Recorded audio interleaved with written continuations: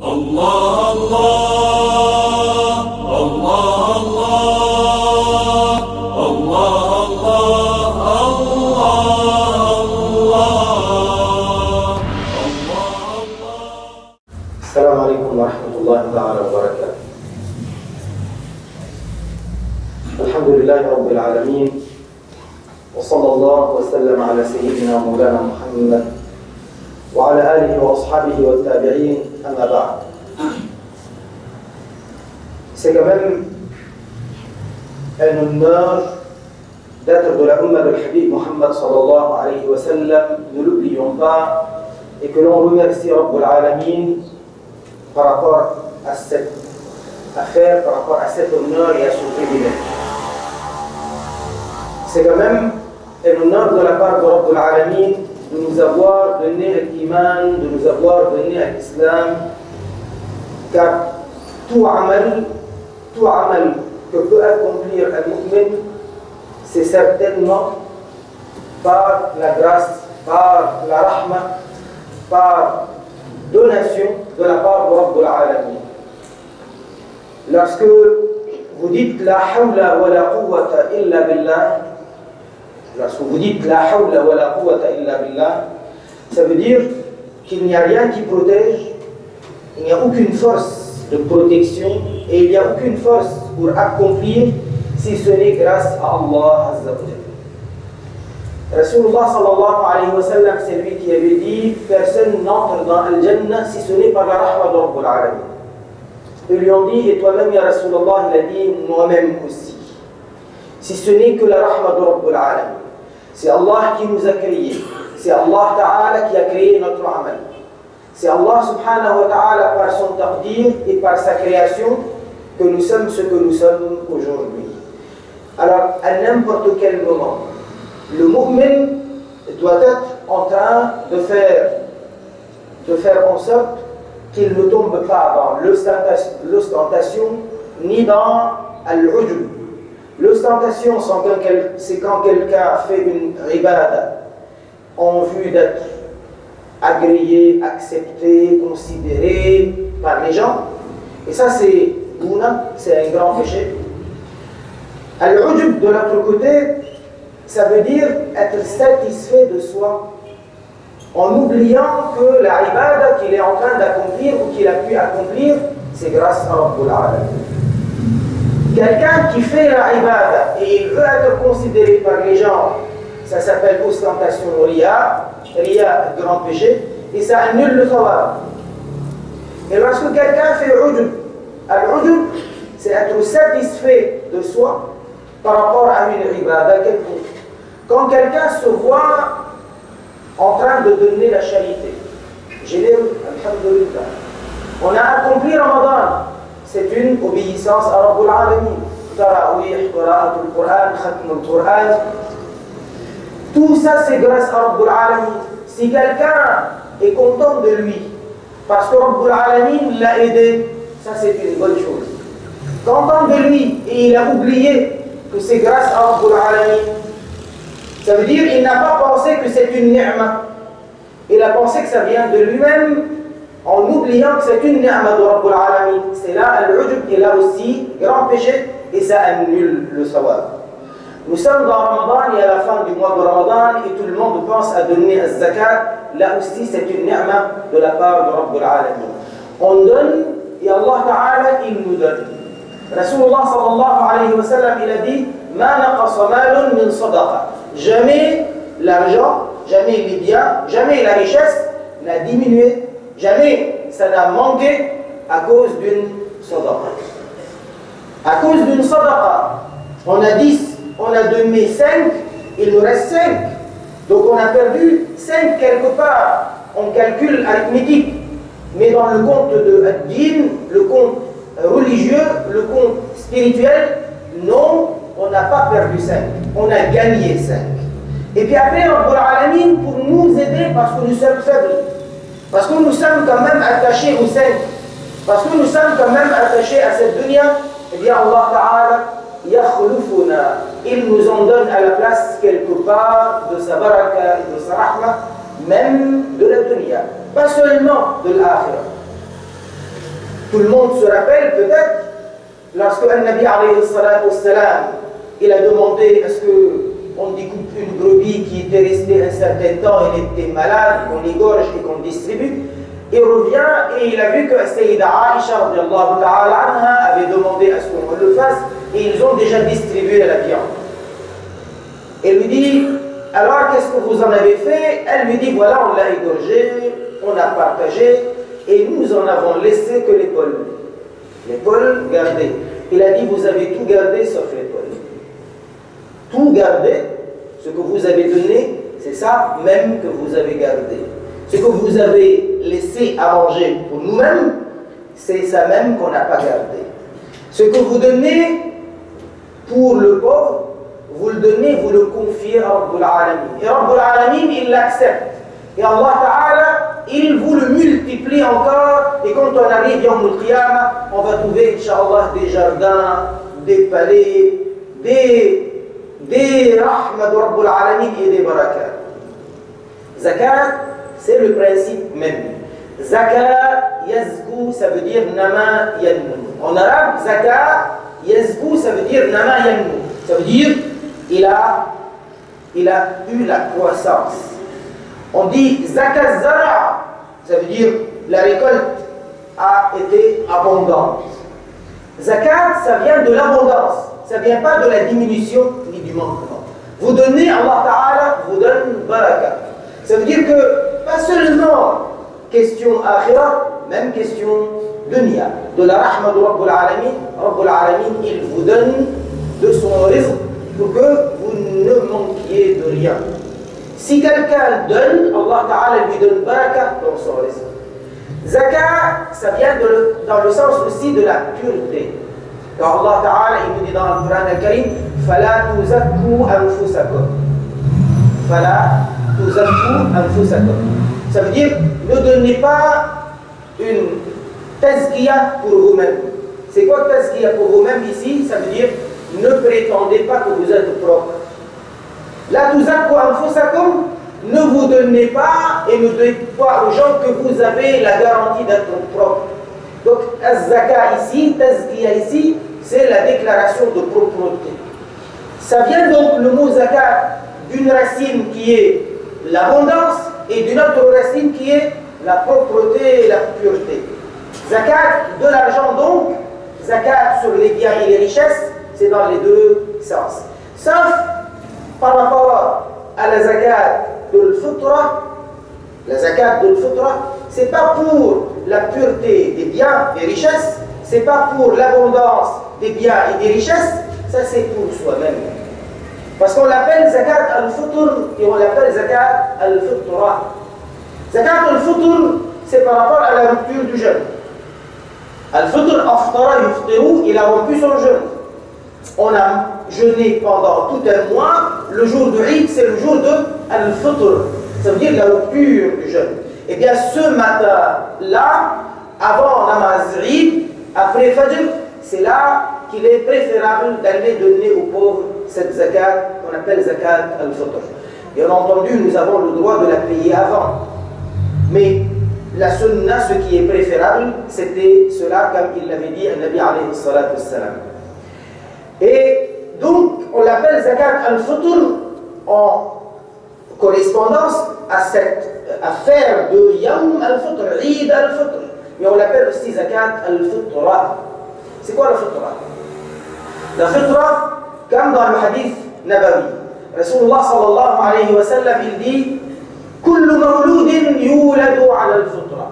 Tout nouveau-né arrive au monde selon la fitra. C'est quoi la fitra donc? C'est la nature originelle, la nature pure, la nature qui est intacte, qui n'a pas été altérée, souillée, salie par l'éducation qui est mauvaise ou par les tentations d'un tel ou d'un tel. Quand la nature elle est encore propre, quand elle n'est pas influencée par telle ou telle mauvaise éducation, elle est donc dans sa nature originelle. Elle correspond à quoi? Elle correspond à notre engagement que nous avions donné à Rabbul Alamin quand Allah Ta'ala nous a sortis du dos de Adam Adam, quand il a été créé, Allah Ta'ala nous a sortis tous, du premier au dernier de ses enfants, de ses descendants, nos âmes sorties de son dos sous forme de fourmis. Allah Ta'ala nous avait donné ce jour-là, la conscience. Et nous avait donné ce jour-là la parole. Allah Ta'ala nous avait dit ce jour-là, Alastu bi rabbikum, et nous avons dit tous, Bala, laysa lana rabbun siwa. Si Allah, nous n'avons aucun Rabb autre que toi. Donc ça c'est ce qu'on appelle al-fitra, la nature pure. Quand on grandit sans mauvaise influence, on grandit avec l'attachement à quelque chose de propre.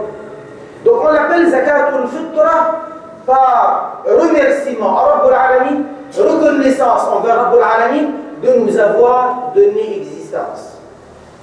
On donne zakat sur le commerce, on donne zakat sur l'or, l'argent, sur les biens et les richesses. On donne zakat on peut appeler toutes sortes de zakat sur les animaux, le bétail. Toutes ces sortes de zakat, c'est pour la pureté, pour obéir à Allah Ta'ala certainement, mais pour la pureté et pour la bénédiction. Allah Ta'ala nous donne en échange, sawab, certes, mais il nous donne aussi abondance et pureté des biens. Et quand on donne zakat al-fitr, qu'on appelle aussi zakat al-fitra, Allah Ta'ala nous donne sawab, bien entendu, et il nous donne pureté et abondance par rapport, baraka par rapport à notre existence. Mais on donne zakat al-fitr pas seulement sur soi-même. Zakat al-fitr, on la donne par rapport à qui? Par rapport à nos enfants qui sont à notre charge. Ça veut dire, Allah subhanahu wa ta'ala, qui nous a confié des ibad qui sont petits, qui sont à notre charge, nous devons donner zakat al-fitra par rapport à cette existence qu'Allah subhanahu wa ta'ala, il nous a accordé, nous a privilégié pour les avoir. Et donc, c'est pourquoi Allah subhanahu wa ta'ala quelque part les protège. C'est ainsi une équation avec les bashar. Nous, bashar, nous faisons ibadah. Allah ta'ala nous ordonne de faire la ibadah. Il nous promet sawab dans l'akhirah. Mais Rabbul Alamin, il sait très bien que nous sommes des bashar et que nous sommes attachés à manger et à boire. Nous sommes attachés à ce qu'on ne devienne pas pauvre et qu'on ne soit pas tout le temps blessé par les balas, ceci et cela. Eh bien, Rabbul Alamin, il nous donne aussi de la dunya baraka. Dans cette dunya, il nous donne baraka. Il nous donne abondance et il nous purifie nos biens. Et quand c'est zakat al-fitra, c'est par rapport à soi-même. C'est vrai, celui qui doit zakat al-fitr, qu'on appelle zakat al-fitra, c'est quelqu'un qui est malik al-nisab lui-même. Mais ce n'est pas sur le nisab qu'il va donner. Il ne va pas donner 2,5% par exemple. Il va donner tout simplement, comme il l'a dit à Nabi alayhi salatu salam, un sa' de blé ou la farine du blé, comme ils le disent les ulama. Et si c'est autre chose que le blé, excusez-moi, par rapport au blé, il va donner la moitié d'un sa', pas un sa' entier, la moitié d'un sa'. Et si c'est autre que le blé, il va donner un sa' entier. C'est quoi le sa'? Sa', c'est, d'après les ulama du madhab hanafi, 6 fois moud. 6 moud. Un moud, c'est celui-ci. Le moud, c'est le plein des deux mains jointes. Si je vais donner du blé, ou je vais donner la farine de blé, eh bien je vais en donner la moitié d'un sa', ça veut dire 3, comme ça. 3 moud. On va considérer que là, il y a à peu près 500 grammes. Ça veut dire, c'est à peu près 1,5 kg. Ça veut dire 3 livres. Ça, c'est ce que on sait de Nabi alayhi salatu salam quand il dit la moitié d'un sa' si c'est du blé, et il a dit si c'est autre que le blé, ça veut dire de l'orge ou autre, ou des dattes même, on va donner un sa' complet, ça veut dire 6 moud. L'affaire de 6 ou 4 moud, il y a des considérations qui changent d'un madhab à un autre. Mais contentons-nous de ce qu'on connaît dans le madhab de l'imam Abu Hanifa, radiyallahu ta'ala. Donc, si c'est du blé ou la farine du blé, on va donner la moitié ça va correspondre à 3 livres. Si on veut donner des dattes, si on veut donner du riz, si on veut donner de l'orge, si on veut donner autre chose que le blé ou la farine du blé, ça va être quoi? Ça va être un sa' complet, ça veut dire 6 mout, ça veut dire 6 livres. Et l'affaire, elle est simple, elle n'est pas compliquée du tout. Maintenant, Imam Abu Yusuf, il dit, Imam Abu Yusuf, Al-Qadi Abu Yusuf, il dit, si on donne la farine de blé, pour moi je préfère, parce que c'est plus facile pour le pauvre. Et si les gens, ils ont de quoi manger, si on leur donne l'argent, l'équivalent, je préfère encore, parce que c'est plus facile pour le pauvre. Mais si on se trouve dans un endroit où il n'y a pas beaucoup à manger, les gens sont très pauvres, ils manquent de nutrition, il dit donc de donner carrément la farine de blé ou carrément le blé. Parce que c'est avec ça qu'ils vont pouvoir faire de quoi manger le pain, leur pain, et qui est l'essentiel de leur alimentation. Ça c'est par rapport à Zakat al-Fitr et par rapport à Zakat al-Fitr. Ils disent les ulama, Zakat al-Fitr et Zakat al-Fitr, ce qu'on doit payer, c'est pareil que la fidya. C'est la même chose que la fidya. Mais il y a quand même une différence importante, c'est que dans la fidya, on peut donner à manger. Dans la fidya, on peut donner à la place de ce qu'on vient de dire, on peut donner carrément à manger. On peut leur donner, aux pauvres, on peut lui donner de quoi assurer un déjeuner et un dîner. 2 repas rassasiants, 2 repas complets. Et ils disent, on a le droit aussi de leur payer les 2 repas. Et on a aussi le droit, ça c'est pour la fidya, et on a aussi le droit de les inviter à manger et de leur demander de manger, qui mangent plus, qui mangent moins, c'est pas grave. Ça c'est bon pour la fidya, mais c'est pas bon pour le zakat al-fitr. Zakat al-fitr, c'est quand on va donner le blé ou la farine de blé, ou on va donner de l'orge ou du riz ou des dattes ou des raisins secs, d'accord? Mais on ne peut pas donner un repas ou 2 repas, ou les inviter à un repas ou à 2 repas. C'est ça la grande différence entre la question de la fidya et la question de zakat al-fitr et de zakat al-fitr. Rappelons une chose, que quand on doit payer zakat al-fitr, on la paye par rapport à qui? Et on la donne à qui? On ne peut pas payer zakat al-fitr à son épouse, on ne peut pas la donner à ses parents, on ne peut pas la donner à ses enfants. Pourquoi on ne peut pas la donner à son épouse, à ses parents, même dada, nana, dadi, nani, on ne peut pas. Ses enfants, ses petits-enfants, on ne peut pas. Pourquoi? Parce que ceux-là sont censés être à sa charge. C'est quand même tricher. Mon épouse, je lui dois la charge, je dois assurer sa nourriture tous les jours. Comment je vais lui donner à elle la zakat? C'est tricher. Donc on ne donne pas sa zakat à son épouse. Et mes enfants qui sont en bas âge, je dois les prendre à ma charge. Là où la question de divergence se concrétise, c'est parce que c'est par rapport à ces enfants qui sont adultes. Si on a un fils qui est adulte, une fille qui est adulte, et qui est pauvre, et elle vit tout seul, ou il vit tout seul, loin de nous, pas dans notre maison, eh bien Imam Abu Hanifa dit on ne donne pas à ses enfants, même grands, pour que ça ne ressemble pas à une affaire de garder l'argent dans sa propre famille restreinte. Dans d'autres madhahib, on peut donner à ses enfants qui sont grands adultes et qui sont pauvres. Mais d'après Imam Abu Hanifa, on ne donne pas à ses enfants, grands ou petits, on ne donne pas. On veut leur donner, on leur donne parce que c'est le maintien du lien familial, pas zakat. Parce que, figurez-vous, lorsqu'il n'y a pas zakat forcément, il y a quand même le maintien du lien familial. À supposer que mon fils il est grand, il est adulte et il est pauvre. D'après Imam Abu Hanifa, je ne peux pas lui donner la zakat. Mais s'il est pauvre et il est dans les difficultés, je dois quand même ce qu'on appelle dans Din Silatur Rahim, le maintien du lien familial. Et c'est quoi le maintien du lien familial? Le maintien du lien familial, c'est pas seulement rendre visite et donner des cadeaux de temps en temps. Le maintien du lien familial, c'est pas un appel par téléphone de temps en temps. Non, le maintien du lien familial, c'est de ne pas laisser le froid s'installer entre nous. Si lui, il est dans les difficultés, et je lui rends visite, mais jamais je l'aide, il ne va pas aimer, il va considérer que je me moque de sa situation. Eh bien, pour ne pas être ainsi, on va l'aider. Et donc, dans l'île, il y a, dans le maintien du lien familial, il n'y a pas que l'affaire de visite de cadeaux de temps en temps, ou un appel par téléphone de temps en temps, il y a l'affaire de aider financièrement quand il est dans les dettes, quand il est dans les difficultés.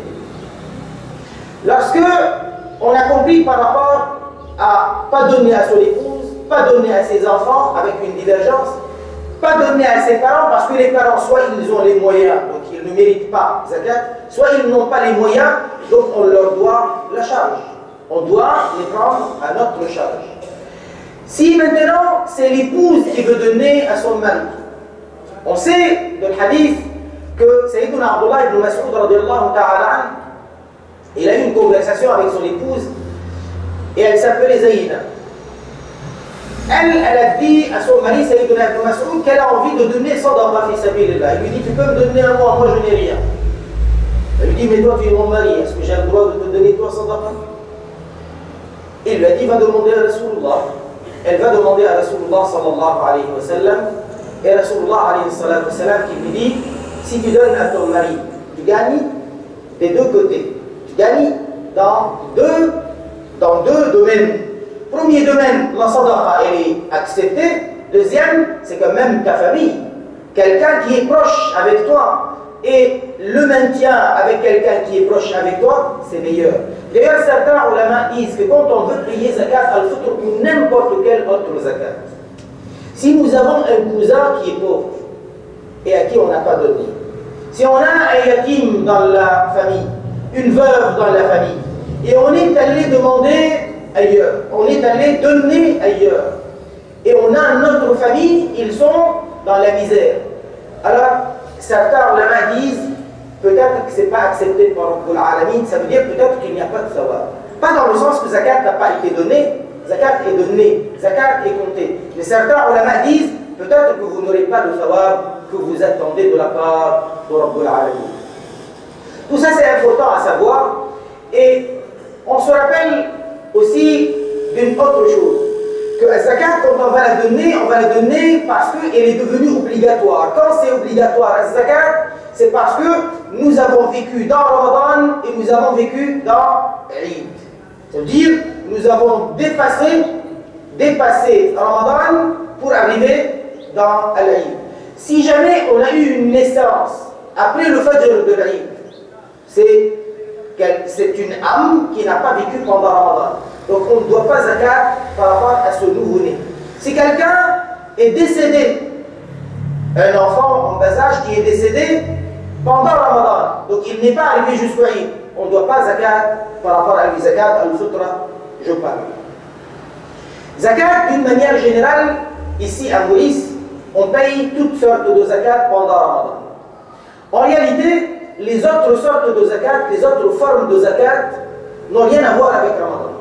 Ça veut dire zakat sur la richesse, zakat sur l'or, zakat sur l'argent, zakat sur le bétail, si on a un bétail, l'élevage, zakat sur la récolte, si on a une récolte, si on a une production agricole. Tout ça n'a rien à voir avec Ramadan. Si c'est zakat des productions agricoles, c'est par saison. Chaque saison, on doit donner. Ça n'a rien à voir avec Ramadan. Il y a une récolte, on donne. Et par rapport au bétail, c'est à la fin d'une année. Quand on a un nisab, on attend la fin, l'écoulement d'une année lunaire.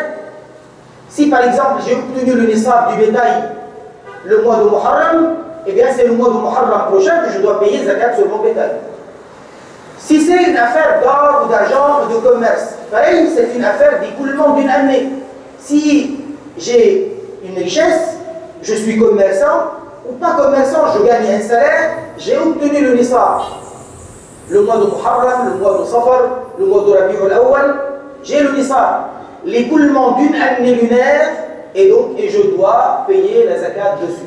Pourquoi alors on paye toutes les zakats pendant Ramadan? Parce que l'imam Abu Hanifa, ça c'est pas anodin, parce que l'imam Abu Hanifa, radiyallahu ta'ala, lui il accepte, il dit que c'est valable de donner la zakat avant l'écoulement de l'année. Ça veut dire à supposer que moi j'ai eu un commerce et j'ai eu le Nisa le mois de Muharram. Donc normalement ma zakat c'est Muharram de l'année d'après. Mais j'ai pas attendu. J'ai payé pendant Ramadan. Muharram, Safar, Rabi' Awwal. Ramadan arrive, je paye déjà la zakat. Avant d'attendre l'écoulement de l'année, j'ai droit. Et c'est pour cela qu'on paye toutes sortes de zakat pendant Ramadan. Ce n'est pas que zakat sur les richesses, sur ceci et cela, et pendant Ramadan. Normalement, les autres sortes de zakat, soit c'est à la saison pour la récolte, soit c'est une affaire d'une année écoulée par rapport à la richesse ou par rapport au bétail. Il est important de le savoir, et parce que l'imam Abu Hanifa, radiyallahu ta'ala, dans son madhab, il est permis de payer la zakat à l'avance, qu'on va pouvoir payer tout le reste en avance. Maintenant, comment on calcule? Le calcul n'est pas très compliqué, surtout dans le madhab Hanafi.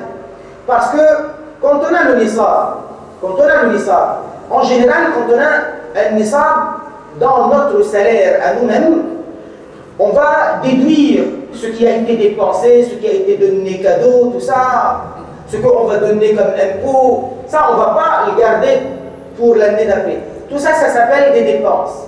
Ce qui est dépense, ce qui est dette, on va le déduire.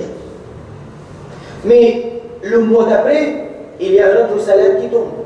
Le mois d'après, il y a encore un autre salaire, ou une rente, ou alors des cadeaux en argent, ça peut être.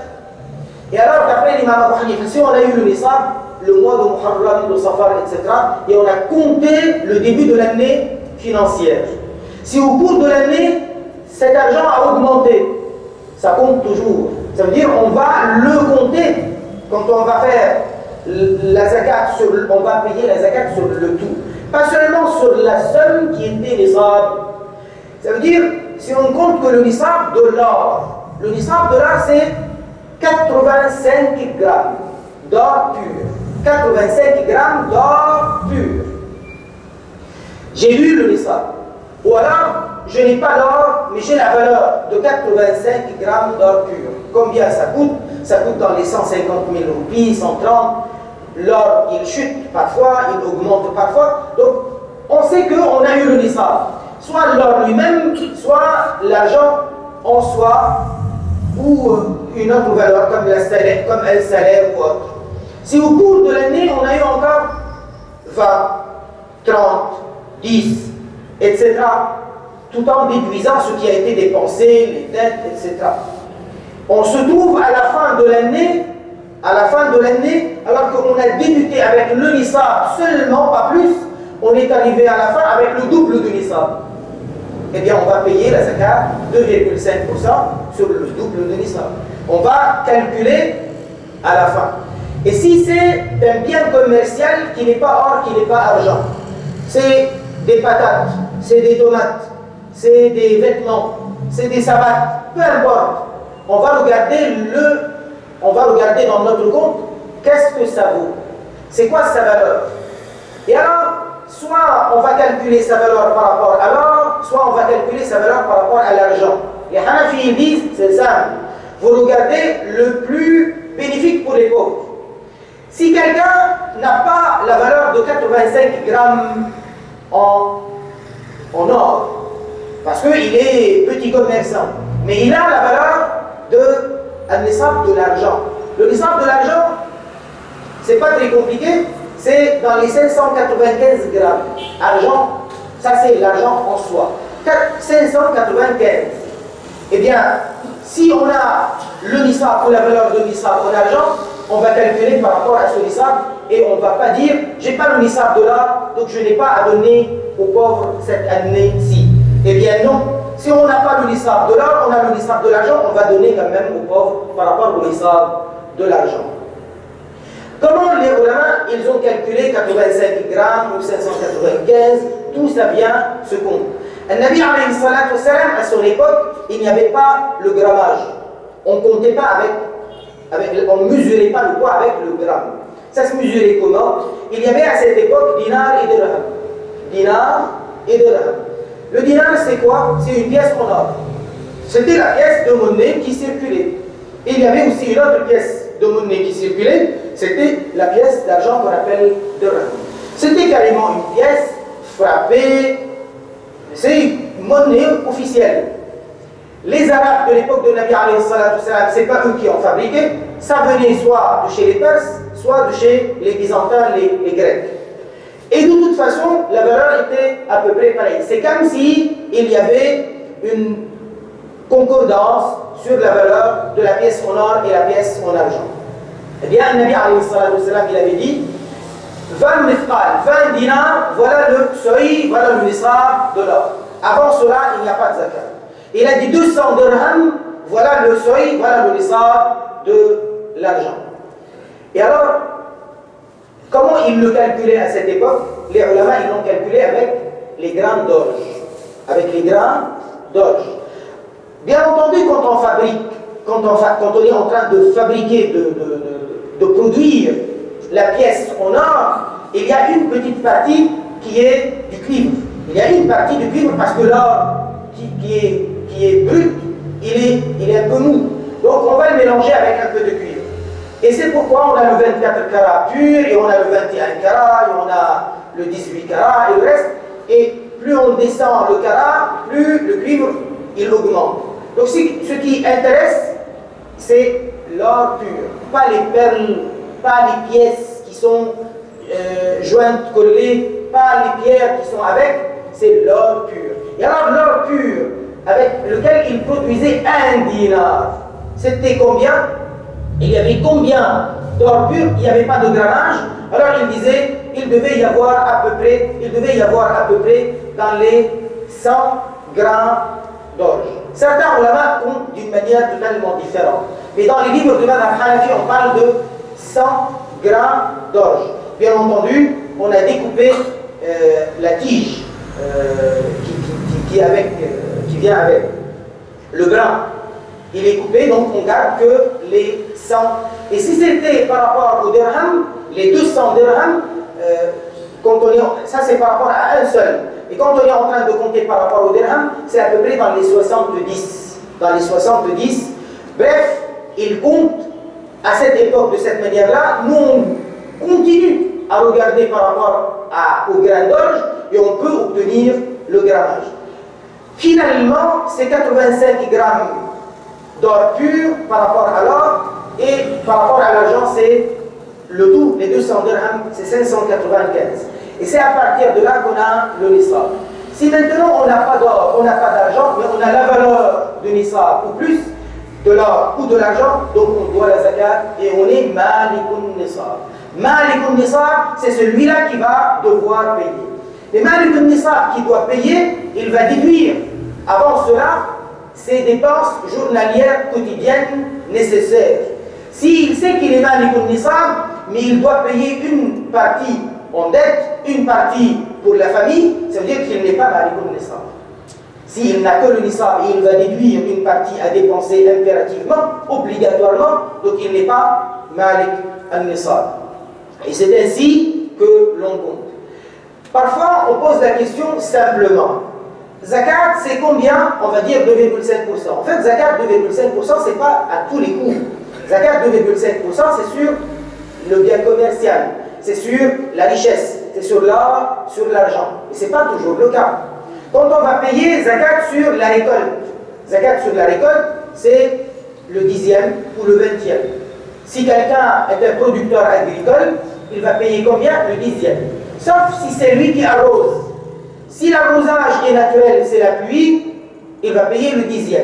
Si l'arrosage il est mécanique, ou il est l'effort de l'homme, à pied, avec ses bras, avec des animaux ou autres, si c'est son effort, à ce moment-là, il va payer le 20e. Donc ça n'a rien à voir avec les 2,5%.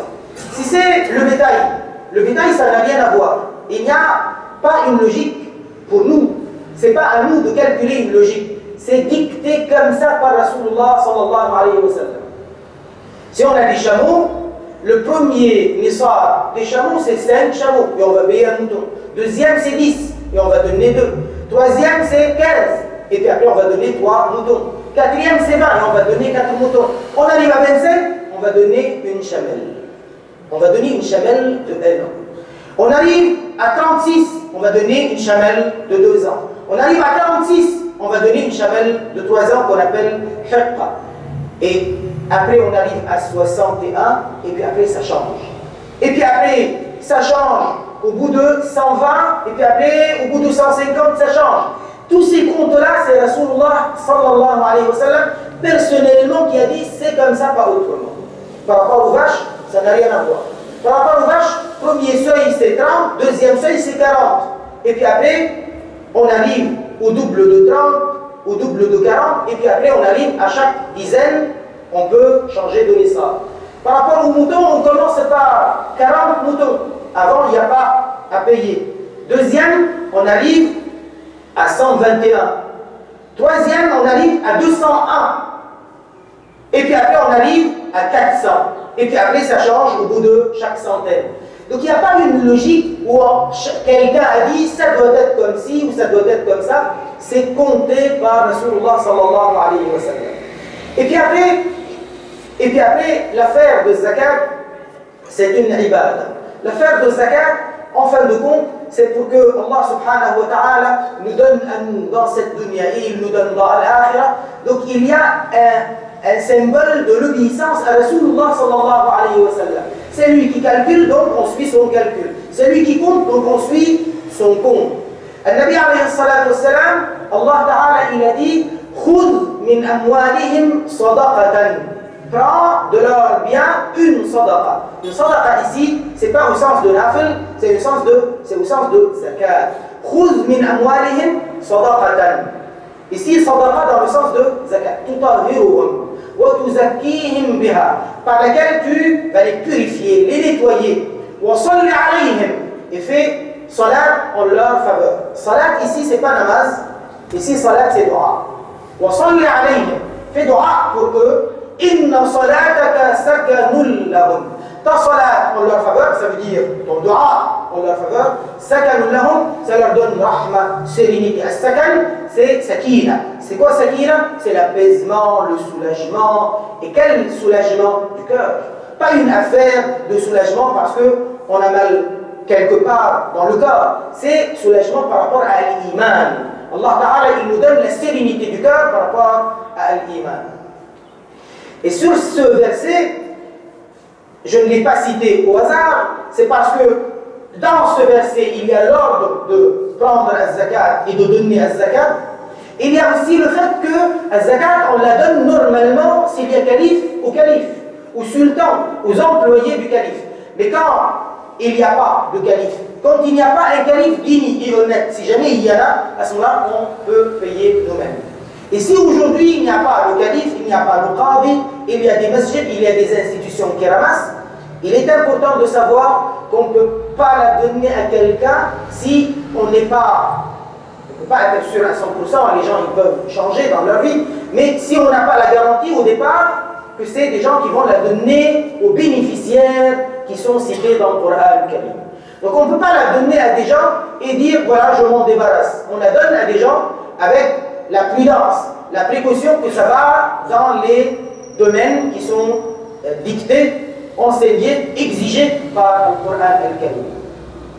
Il y a aussi une autre affaire dans ce verset, l'obligation de la donner, l'obligation de la recevoir, ça veut dire l'obligation de s'organiser aussi pour la recevoir s'il y a un État musulman. Il y a aussi encore une autre affaire, c'est que il y a des gens à l'époque de Sayyidina Abu Bakr radiyallahu ta'ala qui ont refusé de payer zakat. Ils ont dit zakat n'est pas obligatoire. Ils ont dit elle n'est plus obligatoire. Elle l'était de l'époque de Habib sallallahu alayhi wa sallam, maintenant il est intiqal, elle n'est plus obligatoire. Et pourquoi? Ils se sont servis de ce verset. Ils ont dit khudh min amwalihim, prends de leur richesse. Et il n'est plus là. Comment il va prendre? Et puis après, en conséquence, il y a quoi? Tutahhiruhum wa tuzakkihim biha. Tu vas les purifier. Toi, tu vas les purifier. Tu vas les nettoyer. Biha, par cela. Wa salli alayhim, fais dua pour eux. Ta salat en leur faveur, c'est une sérénité, calme, soulagement pour eux. Qui a la capacité de voir tout ça? Qui? À part Rasulullah sallallahu alayhi wa sallam. Peu de personnes. Ils ont dit non, fini. Et ça c'est faux. Parce que ça c'est de l'époque de Nabi alayhi salatu salam, c'était lui qui devait l'organiser. Mais après lui, il a ses khalifas. Pourquoi on l'appelle Abu Bakr, radiallahu anhu, khalifatu Rasulillah. Et puis après, qui a dit que Nabi alayhi salatu salam, même dans son qabr, ne peut pas faire dua pour nous? Qui a dit que dans son qabr, c'est pas lui aussi, pas sa baraka et sa rahma, on est nettoyé quand on donne zakat? Qui a dit que ça s'est arrêté? Qui a dit que al-wafat de Nabi alayhi salatu salam interrompt les rahmas de Nabi alayhi salatu salam? Non, les mu'minines, depuis Sayyidina Abu Bakr, ils considèrent que ce verset n'a rien à voir avec une interruption quelconque avec les barakats et les rahmats par le biais de Nabi alayhi salatu wassalam. Maintenant, à qui donner az-zakat? Sayyidina Abu Bakr, au passage, il leur a fait la guerre. Il n'a pas laissé l'affaire comme ça passer. Il leur a fait la guerre, il les a obligés. Et il a dit, quelqu'un qui donnait à l'époque de Nabi alayhi salatu wassalam une corde, et aujourd'hui il ne veut pas la donner, je vais lui faire la guerre, le forcer pour la prendre. C'est une façon de parler. Corde, on ne donne pas de corde, en général, à moins que ce soit des biens commerciaux. Mais c'est une façon de la part de Sayyidina Abu Bakr, radiyallahu ta'ala. À qui donner az-zakat? Allah Ta'ala dit dans le Coran al-Karim, إنما الصدقات للفقراء والمساكين إنما الصدقات للفقراء والمساكين والعاملين عليها والمؤلفة قلوبهم وفي الرقاب والغارمين وفي سبيل الله وابن السبيل. Donc, il a compté dans le verset de Surah At-Tawbah, Surah Bara'a, 8 catégories. إنما الصدقات للفقراء, فقير. فقير, ça veut dire pauvre. والمساكين, مساكين, pluriel de miskin. Le miskin, il est pauvre lui aussi. Mais la différence entre faqir et miskin, c'est que miskin, il est plus pauvre encore. Lui, si le pauvre, il a un peu de temps en temps, mais il n'a pas de ça. Le miskin, lui, il a bien du tout. C'est comme ça qu'ils disent les ulama. Ça veut dire que quand on dit pauvre, ça peut être faqir ou miskin. Mais quand on les cite ensemble, c'est pour qu'il y ait une nuance entre les deux. C'est pourquoi on les a cités ensemble. Le fuqara wal masakin wal amilina alayha. L'amilina alayha, ça veut dire ceux qui travaillent à la ramasser, à l'organiser, à la distribuer. On leur donne leur salaire de zakat. Pas si eux, ils ont les moyens. S'ils ont les moyens, on ne leur donne pas. Si ils le font bénévolement et ils sont riches, à ce moment-là, on ne leur donne pas. S'ils n'ont pas les moyens, voilà leur travail, on leur donne. وَالْعَامِلِينَ عَلَيْهَا وَالْمُؤَلَّفَةِ قُلُوبُهُمْ. Al-mu'allafati qulubuhum, ce sont les nouveaux convertis à l'islam, pour les encourager, pour les inciter à rester, et pour inciter d'autres de leurs camarades qui ne se sont pas encore convertis à ce qu'ils fassent de même. Mais Imam Abu Hanifa a dit que Sayyidina Omar radiallahu ta'ala anhu avait dit que maintenant l'islam est fort. Maintenant l'islam est fort. Ils viennent à l'islam, c'est tant mieux pour eux. Ils ne viennent pas à l'islam, tant pis pour eux. Nous on les incite, mais on ne va pas leur donner. Donc il dit comme il est fort. Donc les Hanafi, dans leur livre, ils disent Al-Mu'allafati qulubuhum, on ne donne plus. Mais je ne sais pas si les grands fuqaha Hanafi de nos jours, alors que l'islam il est de nouveau faible, est-ce qu'ils vont changer par rapport à ce qu'ils ont écrit? En tout cas, ce qui est écrit dans les livres des Hanafi, c'est qu'on ne donne pas Al-Mu'allafati qulubuhum par rapport au fait que l'islam maintenant c'est une très très grande communauté, etc. En tout cas, dans les autres madahib, on continue à donner à Al-Mu'allafati qulubuhum, mais ça c'est un choix. Al-Mu'allafati qulubuhum, à comprendre, ce n'est pas des kafirs, à inciter à devenir musulmans. C'est des musulmans qui sont récemment convertis à l'islam pour les encourager, pour les féliciter, etc. et pour inciter les autres à faire de même. Wal-Mu'allafati qulubuhum wa fi ar-riqab. Wa fi ar-riqab, ce sont les esclaves qui ont un contrat avec leur patron pour être affranchis. Parce qu'un esclave, il peut avoir ce contrat comme il peut ne pas l'avoir. S'il a le contrat pour être affranchi, on l'aide avec l'argent de zakat. C'est ça, au riqab. De nos jours, on n'en trouve pas. Voilà al-mu'allafati qulubuhum wa fi riqab, on peut mettre quelque part entre parenthèses.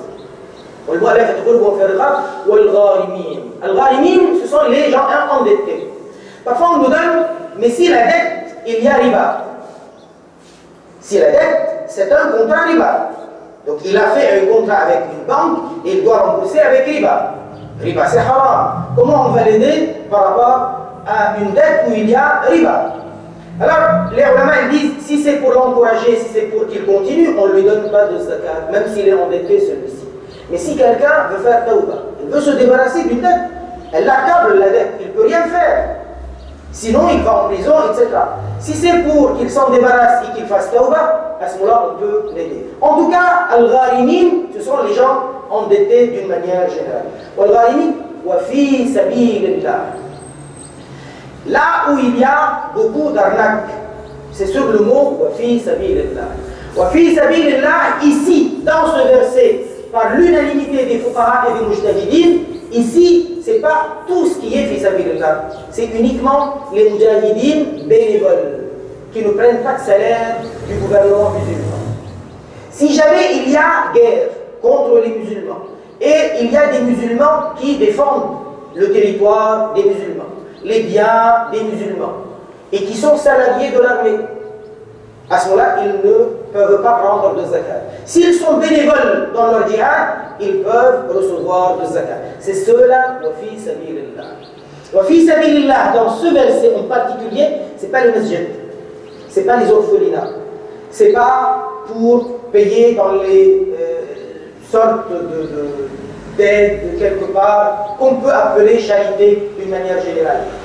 Fi sabilillah, ici, dans ce verset, ijma', unanimité des mujtahid, que ce soit Maliki, Hanafi, Shafi'i, Hanbali, les mujtahid dans les 4 madhahib, depuis les sahaba, tabi'in, ils disent wa fi sabilillah. Dans le verset At-Tawbah, c'est uniquement les mujahidines bénévoles.